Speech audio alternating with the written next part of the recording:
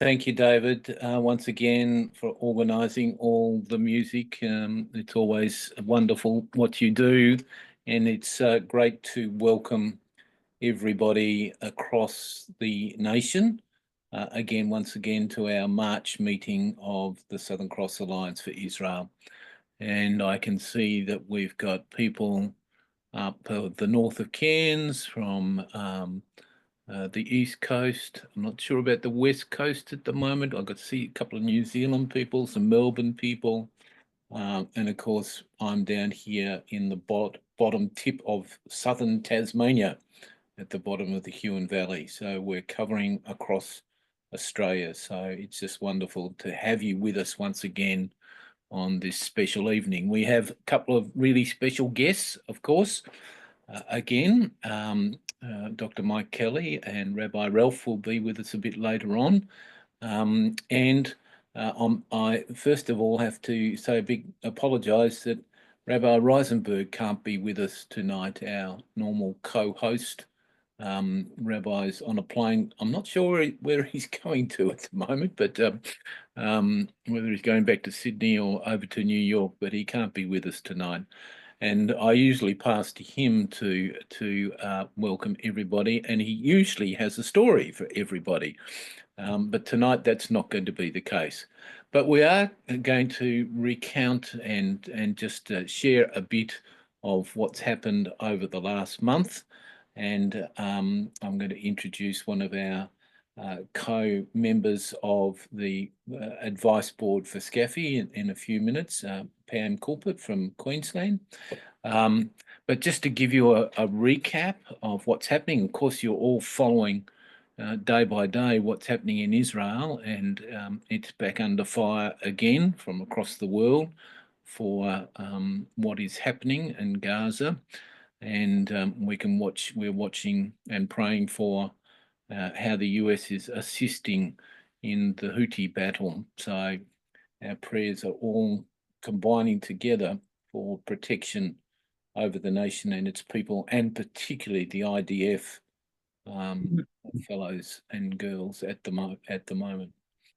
But here in Australia, I think we would have reported about a month and a week ago that we went to Canberra to relaunch the Israel Allies Caucus Australia with Andrew Wallace as its chairperson.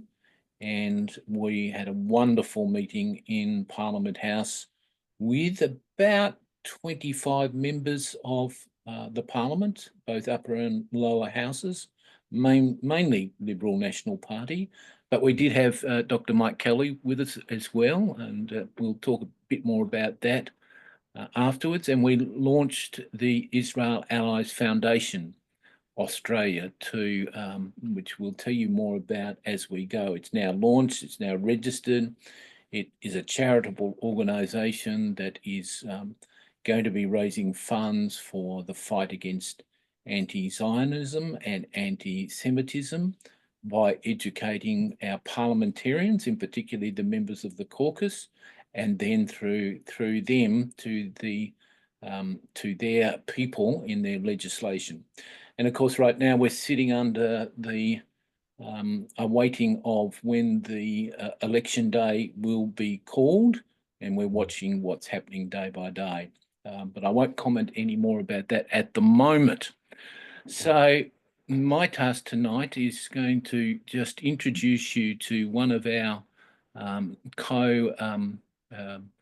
administrators, co-workers in the SCAFI board, and that's Pam Culpitt from Brisbane, from CFOIC, Christians Friends of Israel, and she's the head of that organisation in Queensland, and she's doing marvellous jobs. She's just hosted, helped host Stand Good Enough, who's been all around Australia, and I'm sure many of you would have seen or met or listened to some of his podcasts.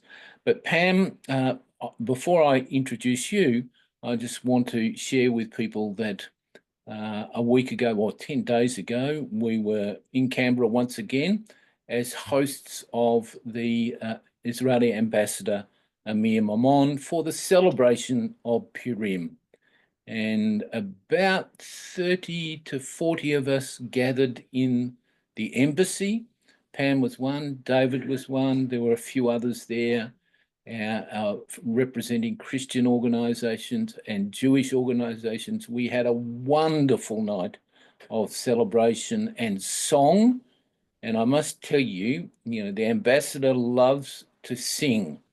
And they were all Purim type songs. And we Christians need to learn how to sing some of these songs because we didn't know how to sing them. So it was a hilarious night, a wonderful night. And Ambassador Amir and his wife Tal cooked us dinner, provided and cooked all themselves for about 30 of us, 35 of us.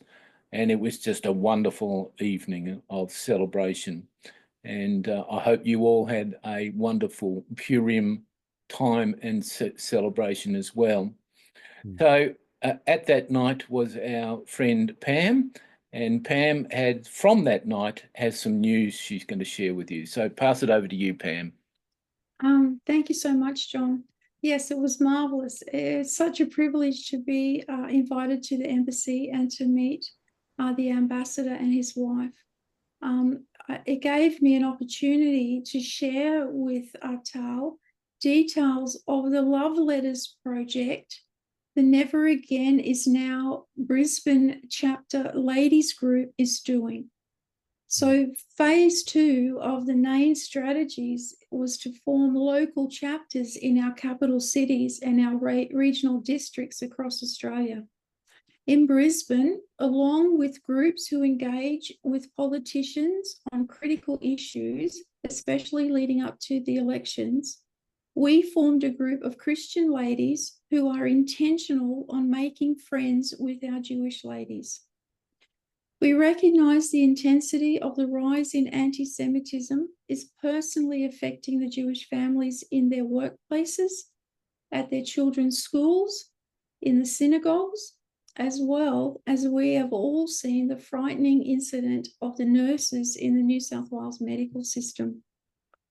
A beautiful lady named Vanessa, situated on the Sunshine Coast, has allowed us to spread the making of cards which contain sentiments of support and compassion for the Jewish families into this NAIN initiative. She originally sent them to Israel to hand out to strangers in the streets to say we are supporting them all the way over in Australia.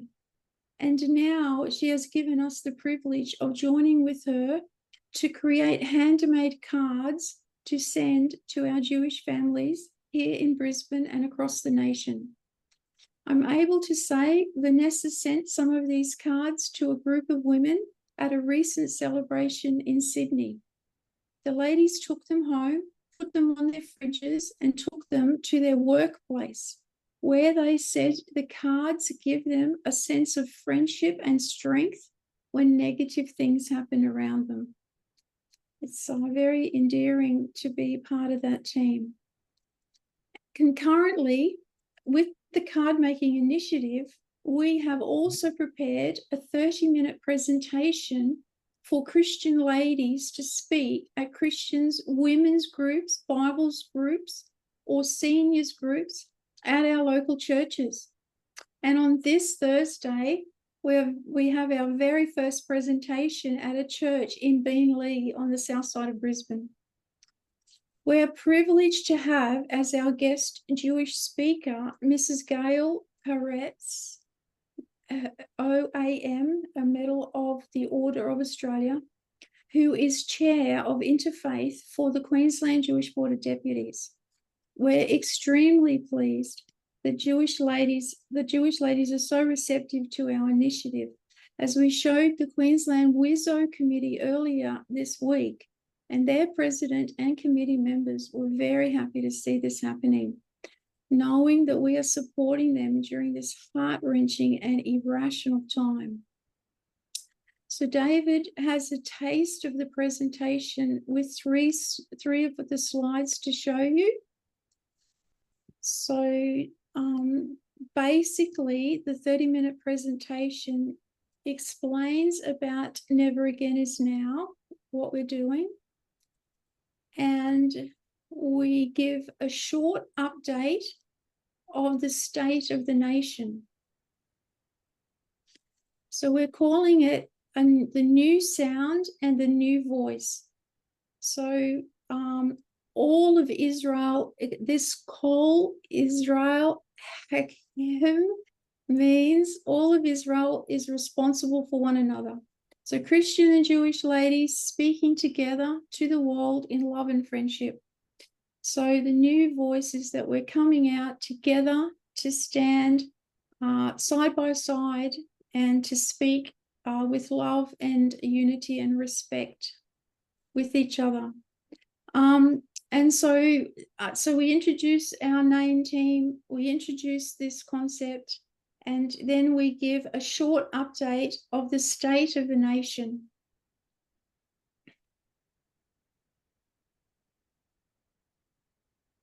Which is the next slide. Okay. I've picked out about 4 or 5 of the key things. There's many that we could choose from, unfortunately, but everyone would remember last year at the university campuses, the debacle that was going on with the pro-Palestinian encampments. In December, they got quite brave and set fire to the synagogue, the Adass synagogue. But then they came out with an absolute horrific statement in the New South Wales medical profession. And every day we know that the situation, ordinary Jewish families go to businesses, they go to their work, they go to their front fence and they find a graffiti. And it was a very disturbing moment when a classroom full of children was standing at a fence in a school in the back suburbs of Sydney that was singing in support of the nurses. They were chanting Allah Akbar. So we raise awareness of the situation through Australia, and then we give the Jewish lady her opportunity to speak about how this is impacting her. And then we show who and how the Australians are combating anti-Semitism and how the ladies who are present can contribute in supporting and loving our friends. So the next slide is the beginning of who and everybody that's helping. So we say, let's take it from the top. And we have our beautiful Melbourne lawyer representing Israel in the International Court of Justice.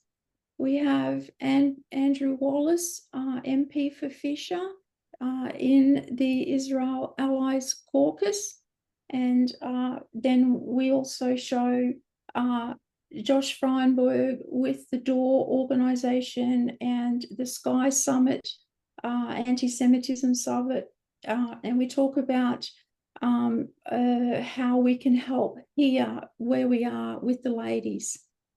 So we say to the ladies that they can create card making groups and join many of the other initiatives within the NAIN chapters. And they are encouraged to talk with other church members regarding the situation to find out the actual truth and engage with scriptures to find out what God says about it all. So thank you.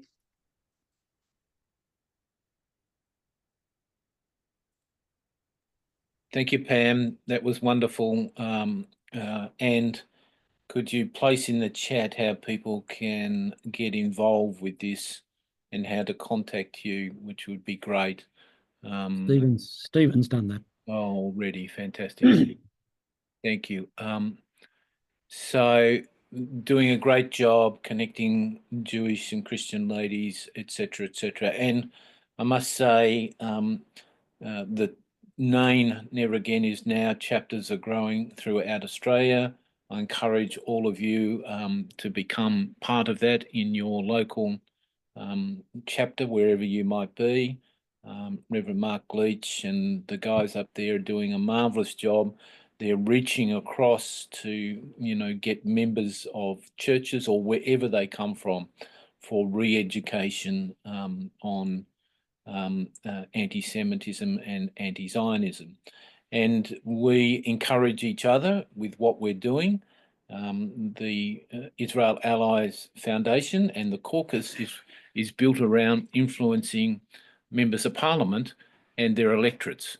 So we're working across the middle with everybody through the NAIN organisation. We're working, inverted commas, across some of the leaders at the top, being our parliamentarians, and helping them understand the truth.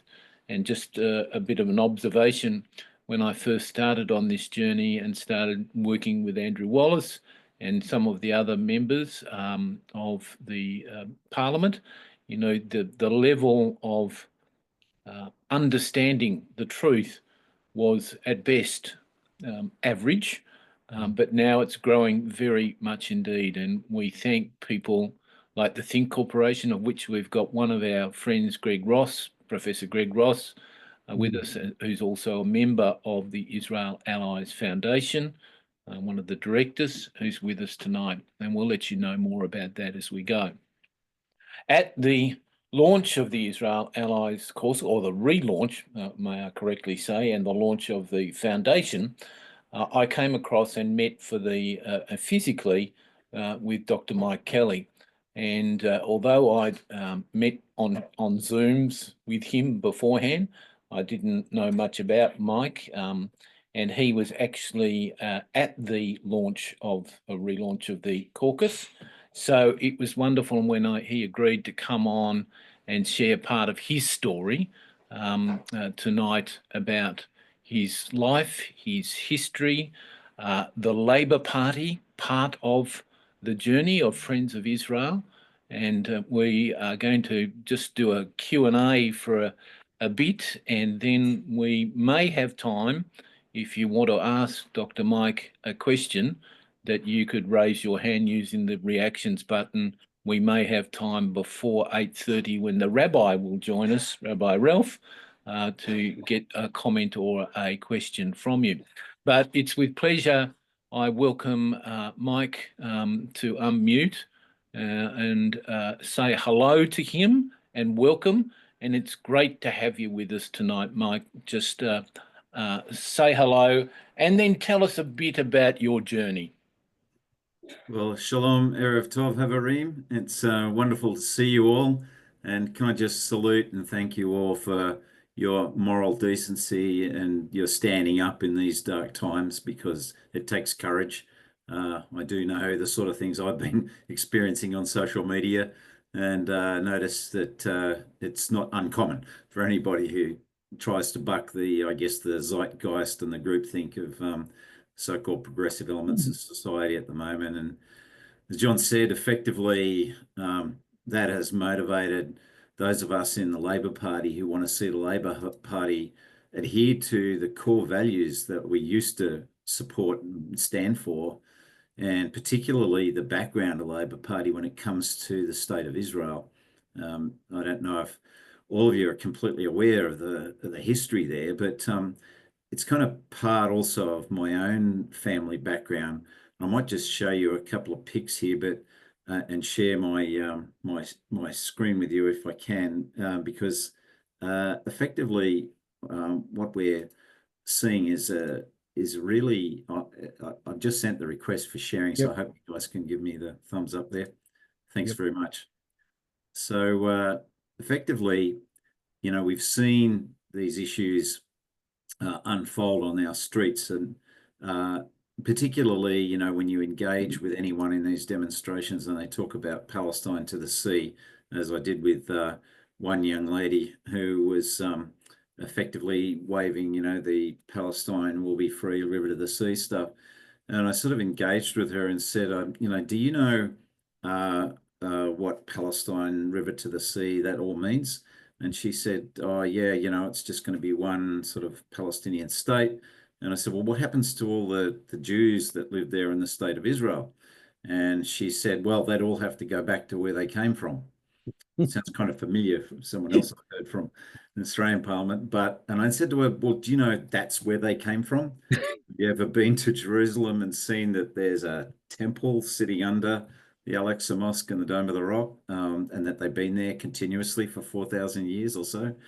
And she didn't know any of that. So this state of ignorance is incredible.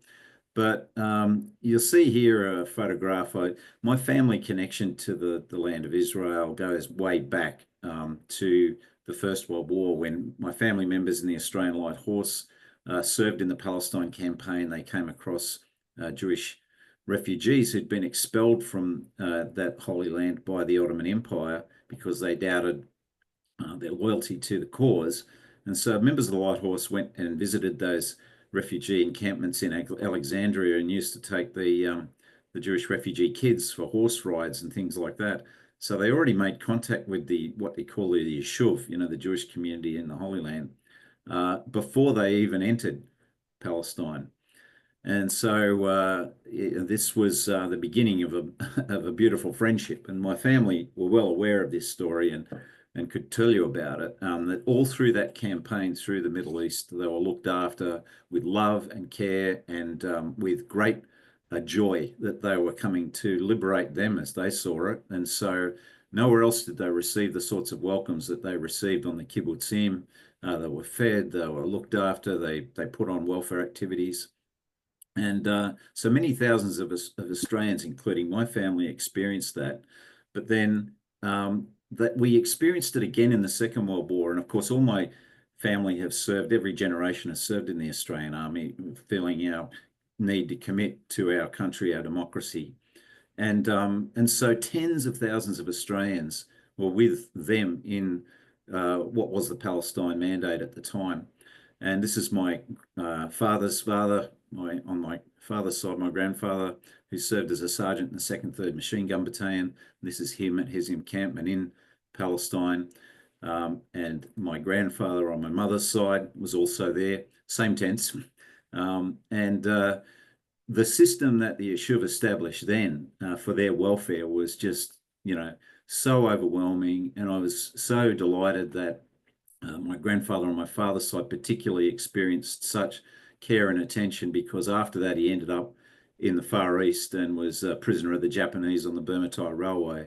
And when he was finally rescued in Thailand in September of 45, he looked exactly like those concentration camp survivors, and was in hospital for a long time afterwards.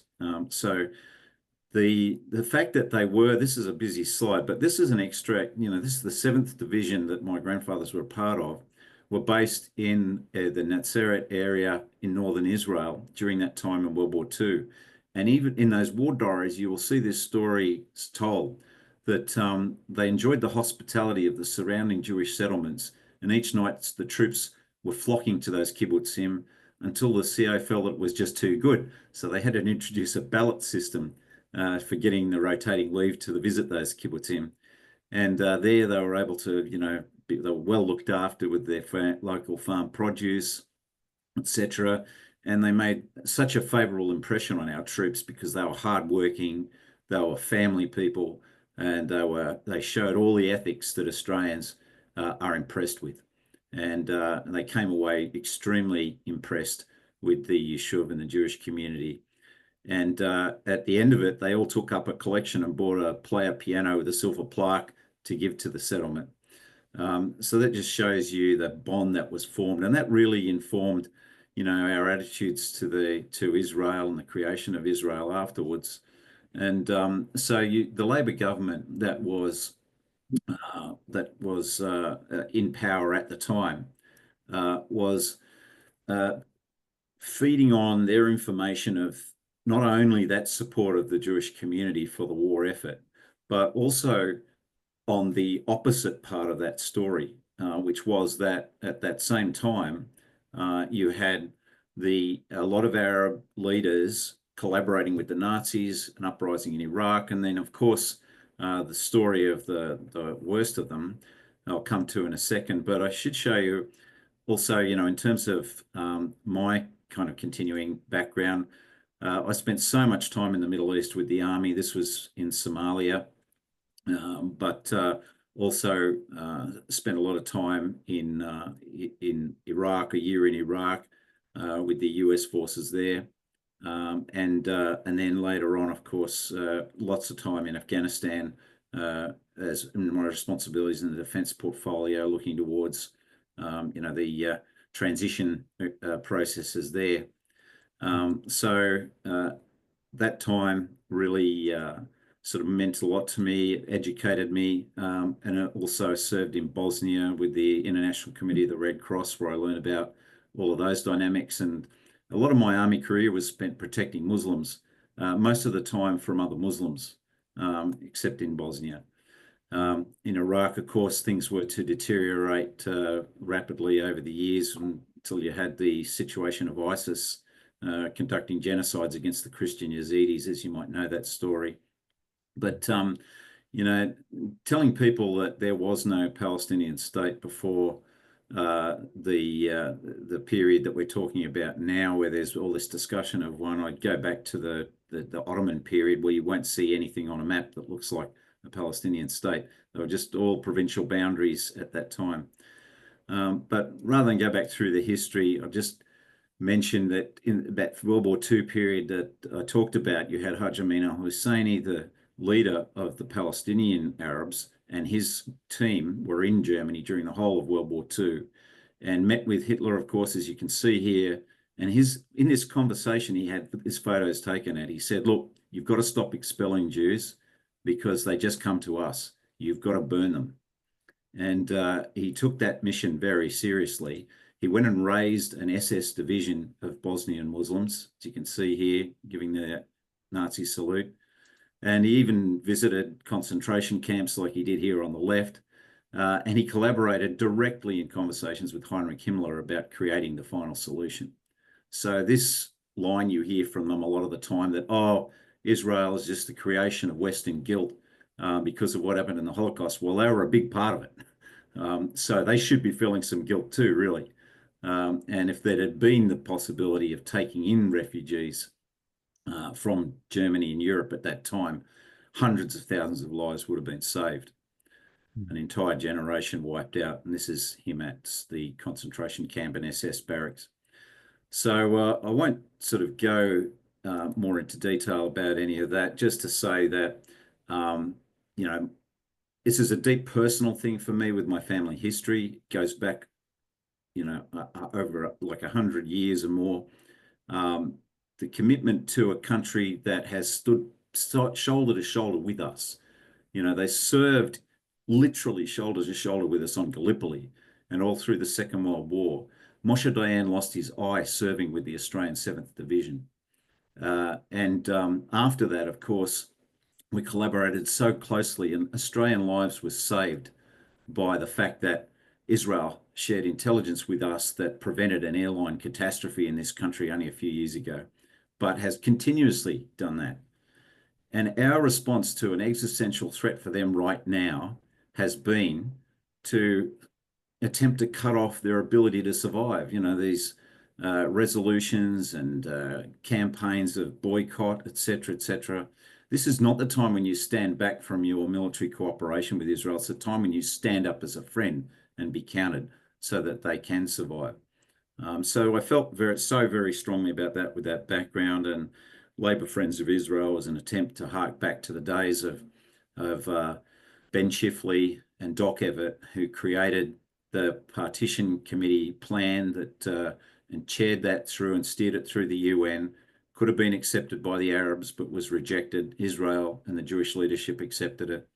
And then they recognized Israel, they voted for Israel's admission to the UN, and they established diplomatic relations with Israel. All of that was actually opposed by the coalition at the time, mainly because they were just simply adopting British foreign policy, still hadn't matured at that point into true independence, but gradually evolved into understanding the truth and the facts of the matter, and their policy changed dramatically over the years as Labor's has gone in the other direction.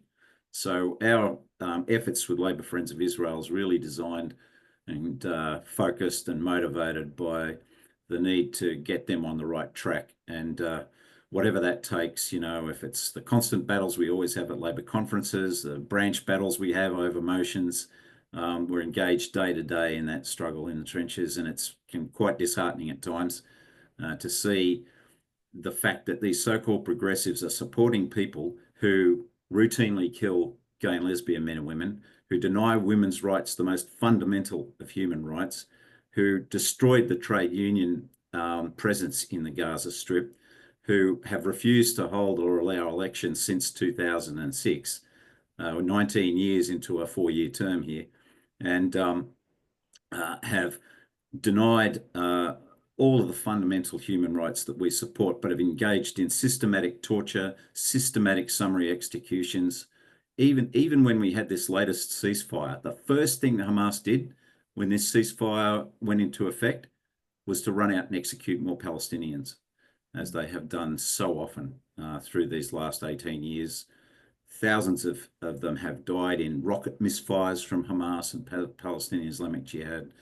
They need to be free, all right. They need to be free of Hamas. And we need our government to wake up to the fact that that's the reality. They shouldn't be in the same camp as Iran and Russia and China and North Korea. If you're a progressive, what the hell are you thinking when you're teaming up with that company? So that's our mission and that's our motivation. And I thank you all for being supportive of that. That's wonderful, Mike. Thank you for that bit of history and your family. I didn't realise your family went back so long in the support of Israel. So after your army experience, which you know, we won't need to go into, but you served in at least 4 battlefronts at different times, you enter Parliament, and you enter at a time where it was okay to start the Labor Friends of Israel, and I'm sure you had some support there at that time. And you also were a good friend to one of our current good friends, Erica Betts, who was sort of the Liberal side or the of the Friends of Israel and the original caucus. So, you know, that seemed to go really well for a period of time. And then I don't understand why it's changed so much amongst the Labor ranks in that relatively short period of time. Can you help us understand how that happened? Yeah, look, I think from after the Yom Kippur War in 73, I think you started to see a really big shift of the left, you know, in inverted commas, to become really super anti-Israel and start demonizing, delegitimizing it. And it was because at that point, that was the first time the US really weighed in heavily to support Israel. And it became very much a part of that Cold War dynamic because the Arabs were already getting massive assistance from the Russians. So for a lot of the left, they just see this binary world where if it's anything to do with the US, it's evil. And there's a big slab of the Labor right in those days that held the line of the common sense centre. Like the US is defender of democracy. We need to be aligned with them in that battle. So the left then just increasingly over the years got worse and worse. But we were always able to hold the line in the right, and particularly the New South Wales right was a good guardian of that and of common sense. That broke apart when certain figures within the New South Wales right suddenly discovered the Middle East. And it was purely for transactional personal ambition. When we introduced the branch's ability to vote for leadership, you had characters starting to build and stack branches just full of Muslims in Sydney. And on the one hand, to enable one of them to be able to try and take a seat in the lower house based off that support, and in another cabinet member's case, the ability to get that support for a leadership ballot. So that was when things started to change a lot. But when I was in Parliament, we had a group we called the Falafel Faction, which was basically, you know, really organised. We had a lightning rod leadership there, you know, with Michael Danby, myself, and others, and good supporters in that team. And so we were able to rally the like-minded, sensible, decent people And the Parliamentary Friends of Israel group across both sides was very active, most active group in Parliament. And so we were able to bring a lot of people in to educate people. So it was a reasonable time then we could hold a certain line. But since then, that leadership element in the caucus has gone. And you've seen this constant effort to erode the standing of Israel within the caucus. And people who have no clue what they are talking about. You know, to me, it's symbolized by this keffiyeh thing, right? So if you were to tell one of these keffiyeh wearing people, you know, that keffiyeh was actually invented by a British officer who led the Arab Legion and had nothing to do with any historical or cultural background. And that if you wore it in the Gaza Strip, at one point, Hamas would have killed you or arrested you because it would have showed you were a supporter of Fatah. Now they've recognized, oh, it's a brand now, we'd better go with it. But also, you put on a keffiyeh, apparently it makes you an instant expert in history, geopolitics, military affairs, international law. You know, I feel like I've wasted 40 years of my life. All I needed to do was go buy a keffiyeh. I didn't need to do a bloody PhD and all this stuff, you know, so...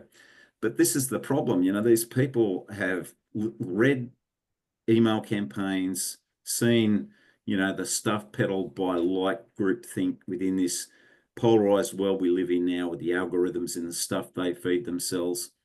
And so it's become extremely, and to tell you the truth, foreign intelligence has played a big role in this. They look for fault lines in liberal democracies and exploit them. And we didn't have the big ones the US had, like race division and huge economic gulfs. But this issue has provided them with the opportunity to create division in Australia, and they've gone after the progressive side of society. Wow. Okay. Yeah, we could talk a lot more about that. Maybe we'll have you back at some time over our national security issues, etc., etc. But tonight, just two things. I think one is, you know, for amongst us, there may be, and we try to stay apolitical as a group. So for the Labor people, what should we be saying to our Labor representatives in this forthcoming election? We should really be putting the acid on them. Where do you stand on domestic security in Australia? You know, will you enforce the rule of law? Will you deal with extremists, you know, neo-Nazis or Islamist extremists? Doesn't matter. Take it seriously. Do something about it. And when a criminal organization decides to, you know, burn down synagogues, it's not that it's not anti-Semitism. It's by definition anti-Semitism. Throughout the history of anti-Semitism, it's been precisely people taking advantage of Jews for personal gain and for power. And so this dynamic we've seen play out with this virulently anti-Semitic criminal in paying for these things. It's not something you laugh off or dismiss as a hoax. It's serious. An actual synagogue was burnt to the ground, etc. A daycare center for kids burnt to the, you know, burnt and attacked. So ask them, what are they going to do about domestic security? Tell them, why aren't they supporting Israel in this existential conflict? What are they doing about Iran?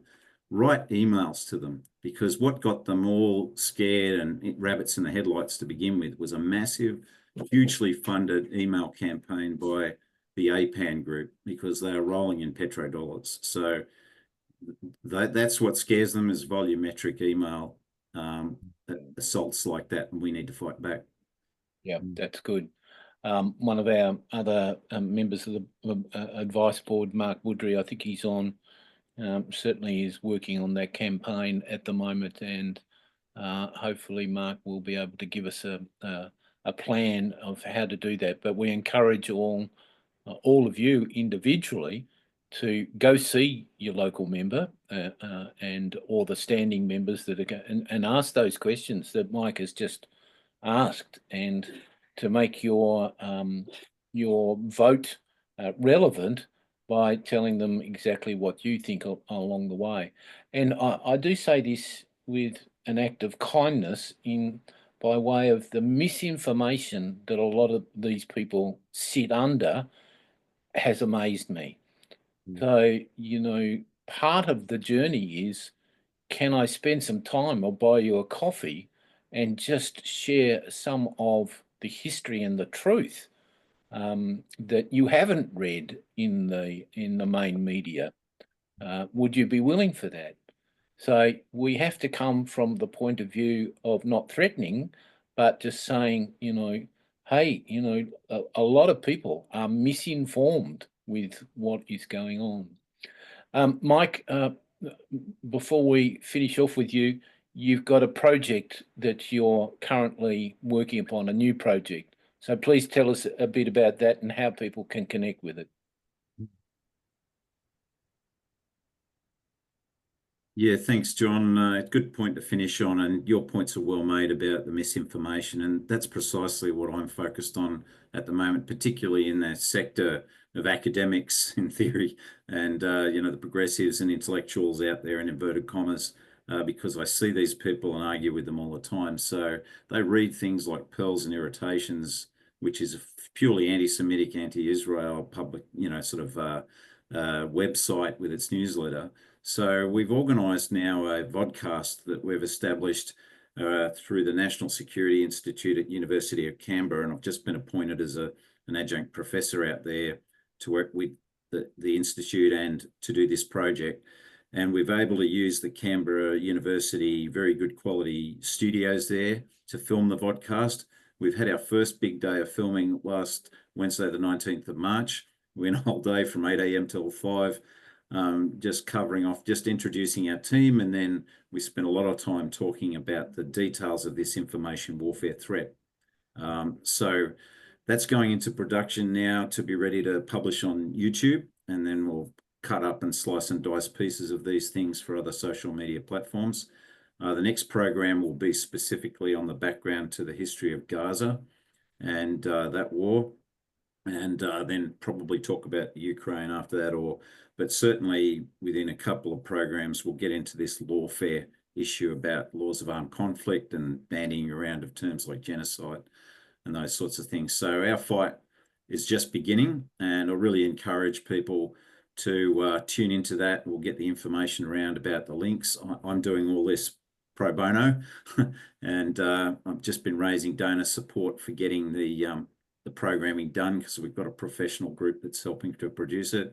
So anybody who wants to donate to that, everything would be really welcome, and it would be gratefully received. But we want to mainly get through the first 2 years with that donor support, when we hope to be self-sustaining after that. But I would also say to all of the people involved in this, let me know if I can ever help you with anything, with any conversation with any group that you're involved in, and please stay strong and stay safe. Yeah, that's wonderful. Thanks, Mike. How do people stay in contact with you? And if there's people who want to do some sponsoring, etc. I mean, part of the reason for Israel Allies Foundation is to support people like you and to get your education out to electorates. So, but if people want to give direct, is there a contact point for you? Yeah, look, John, I'll share with you an email address, and it's I think helpful to know that because we're doing this at the University of Canberra, every donation is tax deductible. We're doing it through an account at the university, so there's probity and accountability with it all, and tax deductibility. So I'll send the details through to you, John. And yeah, great. Yeah, we'll pass it out to the database with the recording, and as we know, each month there, I don't know, David knows, there's 100 plus or hundreds last month that watched the recording of tonight's who can't actually make it on a Tuesday night for different prayer groups and different things they're involved with. So I just want to say thanks, Mike. That's marvelous. It's great to see a friend and to connect with you as a Labor guy, and to understand for you to put across how we need to connect with our Labor representatives. It's just been a wonderful time. Thank you very much indeed. Thank you, John. Yeah, I've always been thinking lately about tearing up my party card, but we have to fight back and not let these. You got to be in it. You got to be in it. Yeah, it's an alternative party of government, so we got no choice. Regardless of what we think, you can only change from the inside. So yeah, you got to be in it. So that's wonderful. Now, Stephen, I'm not quite sure if the Rabbi has joined us yet. Are you up to date with that? The Rabbi is a couple of minutes away. And so perhaps in the meantime, just to change tact, we can watch something refreshing and enjoyable. Is everyone familiar with that famous TV show, The Voice? It's currently on in Australia. Is anyone familiar with the Uzbekistan version of The Voice? Maybe not so many. Allow me to share with you something that was recently shown on. I'm going to share the sound. Hopefully this works and you can enjoy what was recently seen on the kids' version of The Voice in Uzbekistan.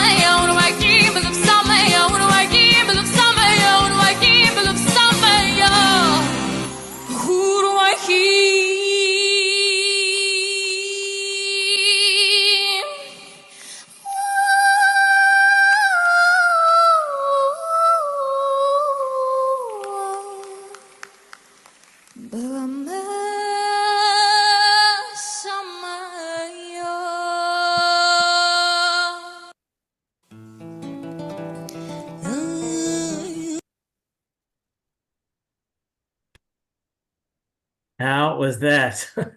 Not a bad voice, huh? Well done. Yeah, quite incredible. So I haven't followed how she goes on, but it'd take a pretty hard act to beat a voice like that. But someone that has got an incredible voice and a very soothing one is none other than Rabbi Genende, who I see has joined us. And he's about to come into the meeting room. Rabbi Ralph, welcome. Thank you for making time for us tonight. I know you've got a busy schedule and agenda.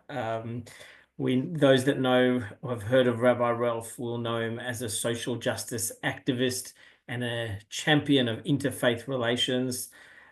He was the chief rabbi of Caulfield Synagogue for 14 years. He's currently the principal rabbi to the Australian Defence Forces. He's on the Religious Advisory Council to the Minister of Defence.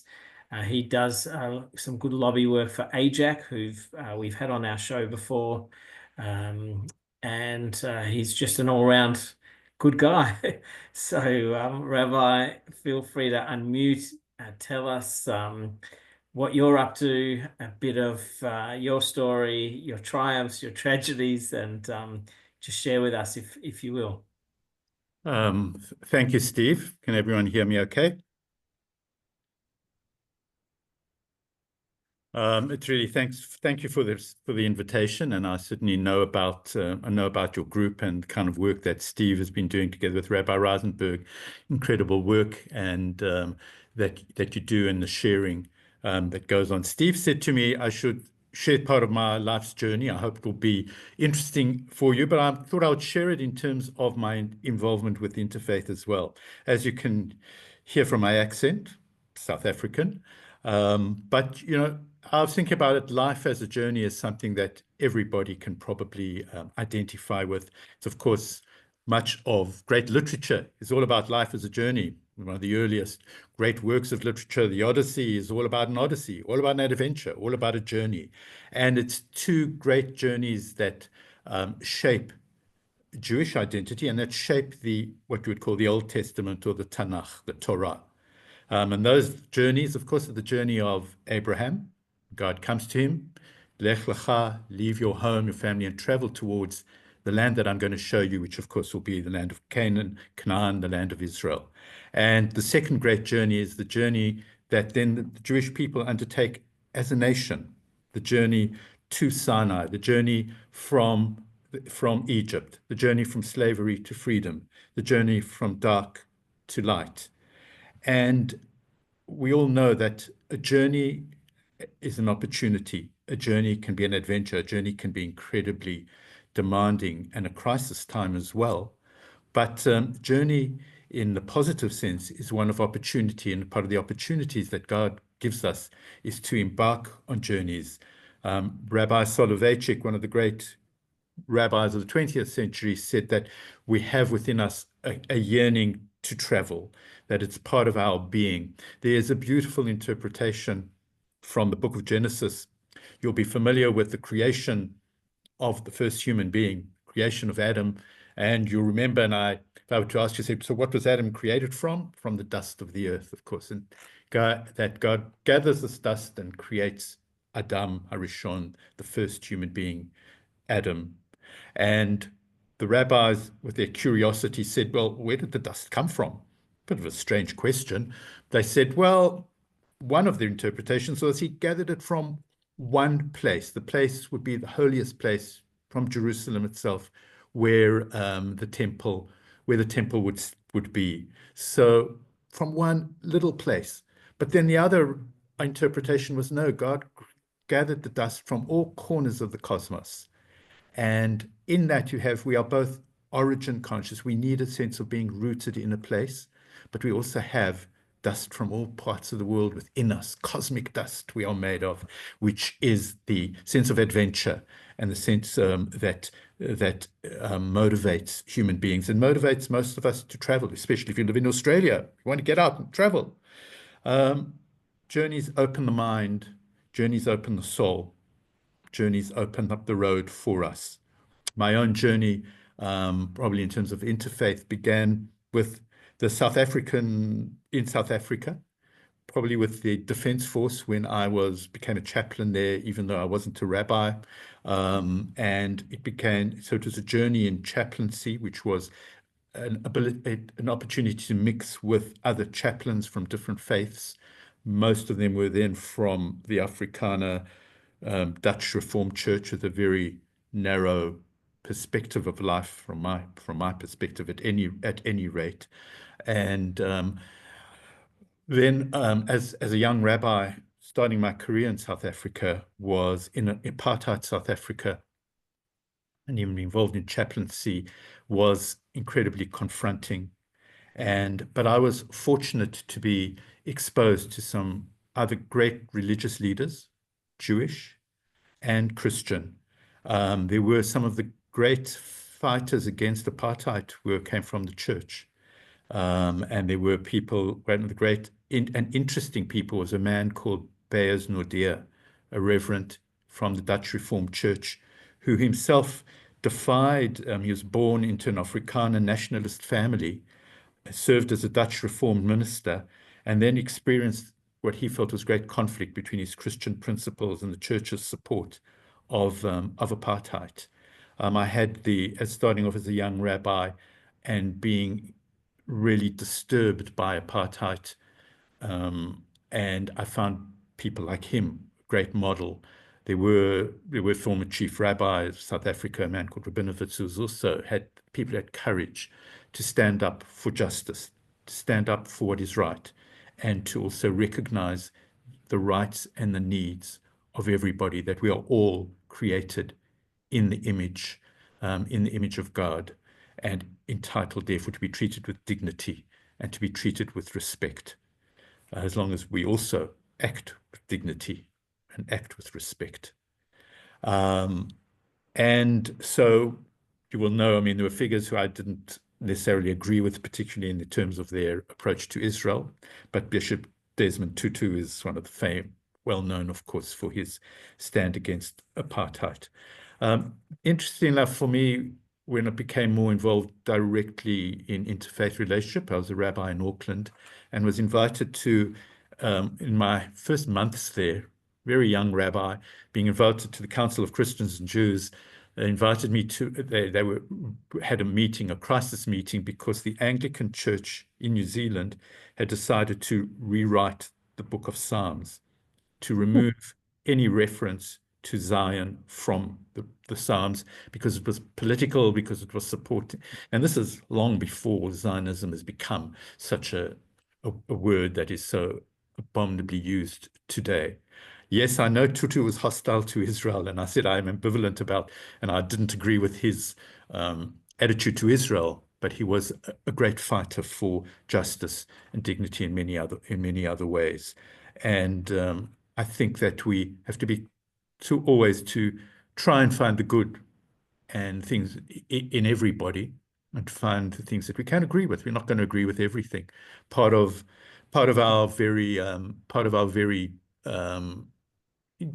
relationship, when we get into interfaith relationships, it's to recognize what Rabbi Jonathan Sachs calls the dignity of our differences. So it's not only about how we are similar, and of course we Jews and Christians share so many similarities, but then we are divided as well. We are divided in terms of some of the fundamentals. One fundamental, of course, we divided on was, is the Messiah coming a second time? Is the Messiah yet to come? As I've told the story of a theologian that I know said, well, that really divides us Jews and Christians. So what do we do about it? He says, well, let's not worry about it. For when the Messiah will come, we will just say, excuse me, sir, have you been here before? And then we'll find out. I was really quite disturbed by young rabbi wanting to remove references to Zion from the Psalms, not a recognition of the place of Zion within Jewish and Christian for thousands of years. And it has been something that has been part of Jewish prayer for thousands of years. One of our basic prayers is, I turn my eyes towards Zion. So that is why I find it so hard and shameful when people today want to equate the word Zion and Zionism with something that is evil and colonialist and all the other kind of stuff that is put out about it. I think that since October 7, of course, we're in a very changed, a different kind of world. And I'm sure you have heard talks about, and we as Jewish people have felt it's been like a double crisis and a double trauma that we are still living with, in terms of the attacks in Israel, and followed by the horrible anti-Semitism that erupted across the world and that we are still experiencing here in Australia. So And many people would then say, well, well, religion is really the problem, isn't it? Particularly Jews and Muslims, and religion is the problem. And yes, religion brings problems, but I really hold by the belief that religion may be part of the problem, but it is the solution as well. And that we who are fortunate enough to have people of faith, to be people of faith, is to believe, yes, sometimes within our faiths we have texts and we do things that are not exemplary and not what God would expect and want of us. But at the same time, within our tradition, we have the solution. We have something of the answers. And so when it comes to fighting anti-Semitism today and combating it and fighting what I think is the horrible anti-Zionism in the sense, and I have no problem with being critical of Israel. Some of the people who are most critical of Israel are the Israelis themselves. Just look at what's going on in Israel today when, there are so many Israelis who are critical of the government and are critical of its actions. We can be critical in a respectful way, but being critical is very different from being demolishing, wanting to destroy, wanting to say there is no place. There was never a Jewish homeland in Israel. There never were Jews there for thousands of years. When we walk the land of Israel, and we see we know, and we have got enough to archaeological evidence, if anything, of thousands of years there. And so that's why I feel today I work in the field. I work for AJAC in interfaith and community, and I'm working now with across the faiths.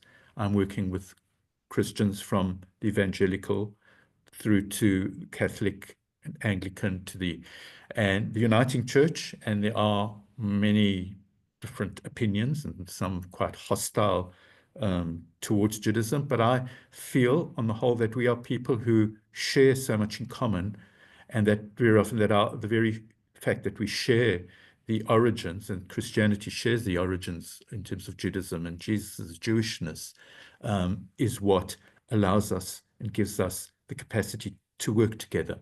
And I'm sure you've been told before, but that how your support and the support of Christians across the world and across Australia has meant and does mean so very much to the Jewish community.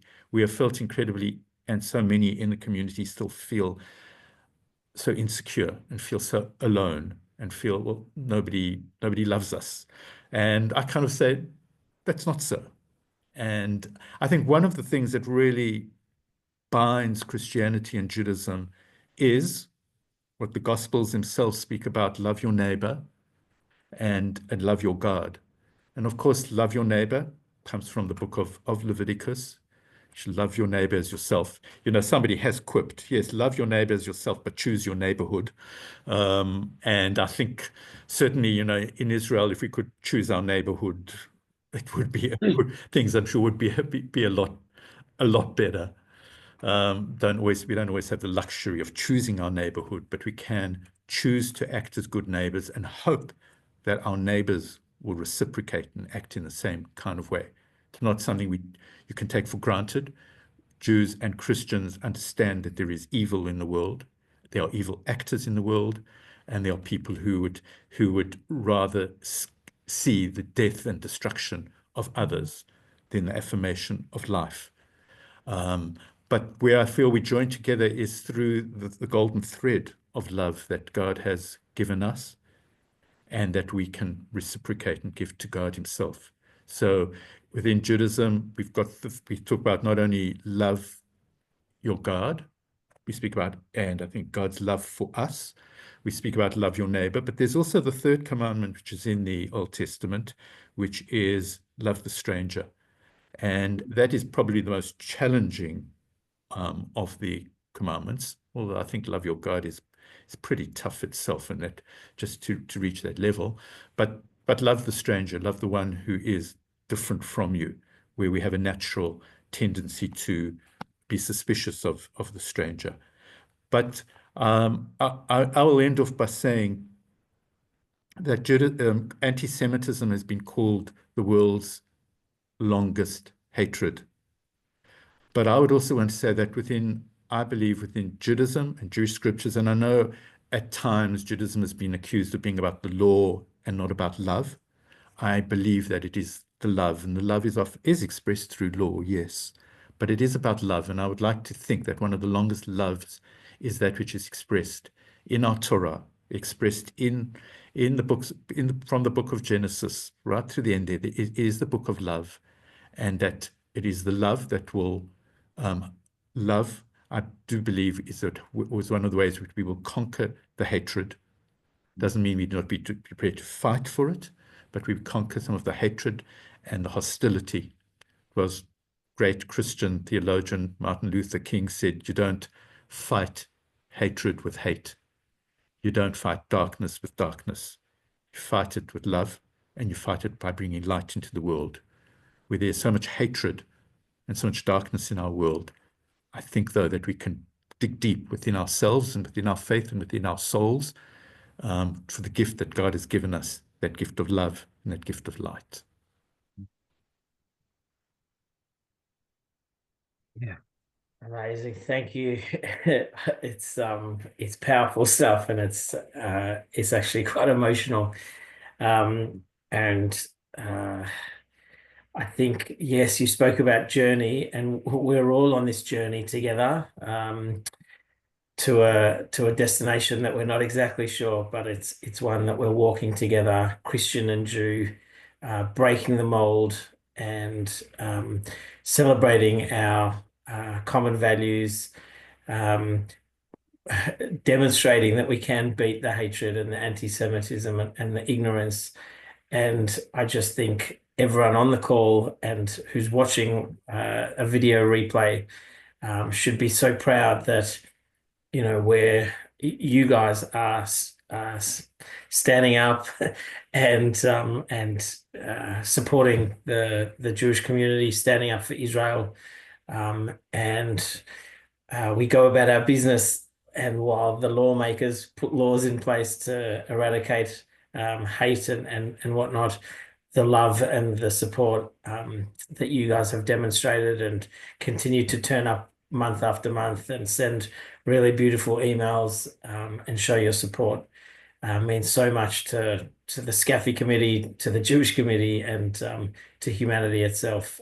So a huge thank you to Rabbi Ralph, and also for sharing those words of wisdom in place of Rabbi Reisenberg tonight, but also for the amazing career that you've dedicated yourself to fight for social justice and to bring Jews and Christians closer together. Long may your good work continue. John, over to you to close. Yeah, thank you, Stephen. Thank you, Rabbi. I love that statement. When we meet him, ask him, have you been here before? I think that's a great statement that we could all take on board and share with each other. So yeah, wonderful, good. It's great to meet you face to face. I hope to meet you personally when I come to Melbourne, maybe in June. We're actually being in Melbourne for June, July for a month. And maybe we could catch up and have a cup of coffee, which would be great. And for anybody in Melbourne, if you're around about in June, July area, we'd be happy to meet with you face to face. It would be great. So it's been a wonderful night again. I just want to thank you. You know, when Rabbi, you were saying, you know, those three questions about love your God, love your neighbor, love the stranger. I think all of us are challenged probably with all three. But, you know, from the Christian point of view, when it says love the stranger, I'm constantly challenged with that statement. And in many ways, it's like love your enemy. Which I'm really challenged with sometimes, and my emotions get the better of me when I see what is happening. So, we continue to work on those 3 questions as Christians and Jews: how to love our God, how to love our neighbour, and show the love of God to our neighbour, and to love the stranger. So just want to acknowledge what you've done, what you are continuing to do, and not just you. There's many people on this call who are continuing to share that light amongst their friends. And to thank Mike Kelly, it's just been a wonderful time with him. I will forward his details to you. Next month, we have as a guest, there'll probably be 1 or 2 others, Pastor Sam de Wold. Sam de Wold is, I think, an Indian born, but lived in Israel for 15 years, then moved to the States, then actually started a church in Cairns and lived in Australia. Has a wonderful message and is been in the States talking with the legislators, and is coming to Australia to try and hook up with some of our parliamentarians. But he'll be travelling around Australia from, I think, about the 10th of April. If you would like his schedule of where he'll be, I'm happy to send that out to you as to where and when he will be, and you can connect with him. But again, he's a Christian pastor who sharing the story of Israel, and particularly focused on influencing our potential electors in the forthcoming elections as to why Israel and what the truth is. So we would encourage you, but I think it's April the 22nd is our next meeting, which would be the end of Passover, I think, if I'm right. Rabbi, you might correct me, but Passover is coming. Purim has been, Passover is coming, and we will look forward to celebrating that with all of you as time goes on. But for tonight, I think we will say thank you to our guest speakers. Thank you for all of you to be with us tonight, and blessings and shalom and peace, and keep continuing to pray for our Israel. Please unmute and give yourselves a very warm clap. Thank you, John. Thank you, everyone. Shalom. Shalom, shalom. Shalom, Shalom, thank you. everyone. Thank you. Shalom, shalom. Shalom. Well done, everyone. Thank you, Well Pam. done. That was Well wonderful. done. God bless you.